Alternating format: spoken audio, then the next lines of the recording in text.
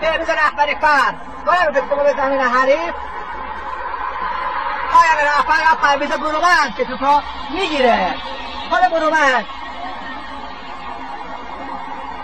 شاهدی توپا دور میکنه یه وقت در محوطه جریمه حریف به شمال محمد نوازی